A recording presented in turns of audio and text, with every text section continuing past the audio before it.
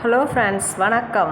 வாங்க இன்றைக்கி என்னென்னா கரகர முறுமுறு தட்டை எப்படி செய்யறதுன்னு பார்க்கலாம். வாங்க பாருங்கள், ஒன்று உடச்சி காட்டுறேன்.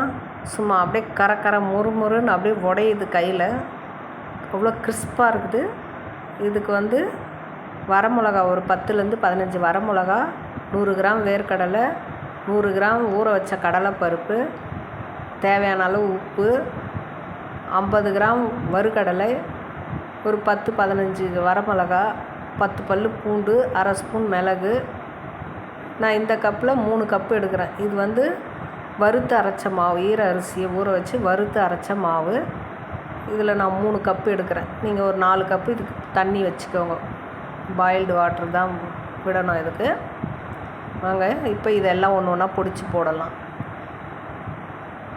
இப்போ வேர்க்கடலையும் உடச்சக்கல்லையும்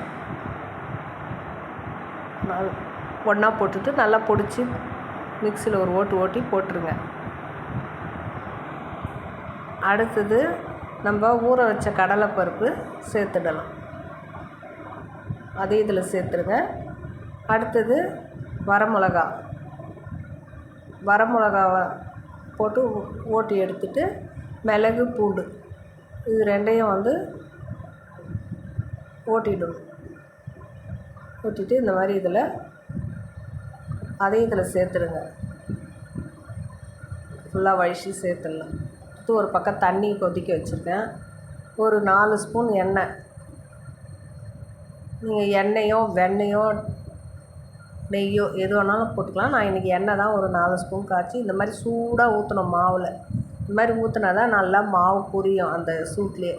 இப்போ கரகர முறுமுறுன்னு இருக்கும் தட்டை நமக்கு. அதனால் இந்த மாதிரி சூடாக ஊற்றிட்டு எல்லாத்தையும் மிக்ஸ் பண்ணிவிடுங்க. தேவையான அளவு சால்ட்டு போட்டால் அது மிக்ஸ் ஆகிடுச்சு. இது வீடியோ எடுத்து நல்லா நம்ம கொதிக்க வச்ச தண்ணியை சேர்த்துட்டு கொஞ்சம் கொஞ்சமாக கரண்டியில் நல்லா கிளறி விடுங்க.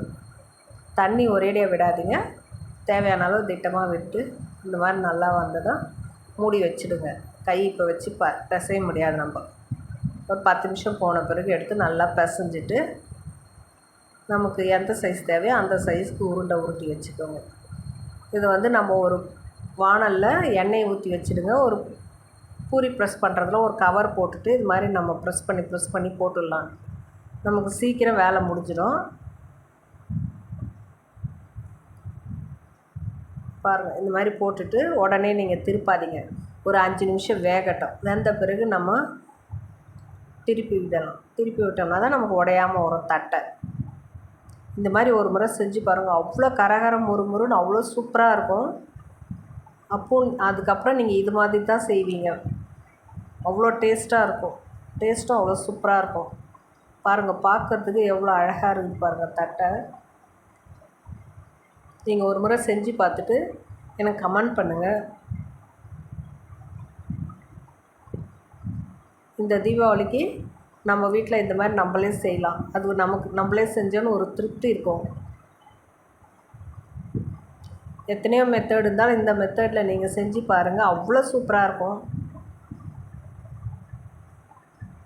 மீதி இருக்கிற மாவு எல்லாத்தையும் இதே மாதிரி போட்டுட்டு நம்ம எடுத்துக்கலாம். இதை நல்லா ஆற வச்சுட்டு ஒரு டப்பாவில் ஸ்டோர் பண்ணி வச்சிட்டோம்னா ஒரு 10-15 நாளைக்கு நல்லாயிருக்கும். அவ்வளோ கிறிஸ்பாக இருக்கும் இந்த தட்டை.